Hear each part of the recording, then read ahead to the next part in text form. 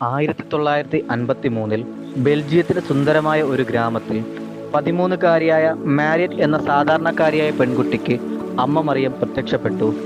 ഇടവേളകളിൽ 8 പ്രാവശ്യം അമ്മ വന്നപ്പോൾ ആ ഗ്രാമത്തിന്റെ ചരിത്രം മാറുകയായിരുന്നു.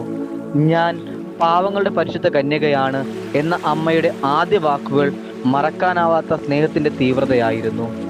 ധവള വസ്ത്രധാരിയായ ആ അമ്മയുടെ മുഖത്ത് ഒരു തേജസ് ഉണ്ടായിരുന്നു. മാരിറ്റ് കണ്ട ആ ദിവ്യദർശനം അവൾ മനസ്സിൽ സൂക്ഷിച്ചു. പക്ഷേ അമ്മയുടെ സന്ദേശം ദരിദ്രരോടുള്ള ദൈവത്തിന്റെ കരുണയായിരുന്നു. അമ്മ പറഞ്ഞു, ഞാൻ വന്നത് കഷ്ടപ്പെടുന്നവരെ ആശ്വസിപ്പിക്കാനാണ്. നിനക്ക് എന്നിൽ വിശ്വാസമുണ്ടോ? ഈ ഉറവിടം രോഗികൾക്കുള്ളതായിരിക്കട്ടെ. ഞാൻ പരിശുദ്ധ കന്യകയും ദരിദ്രരുടെ അമ്മയും ആകുന്നു. അവസാനമായി അമ്മ ആ യാത്ര പറഞ്ഞ് അവസാനിപ്പിക്കുമ്പോൾ ഇപ്രകാരം പറഞ്ഞു, വിശ്വാസമുള്ളവരുടെ മനസ്സിൽ ഞാൻ വരും.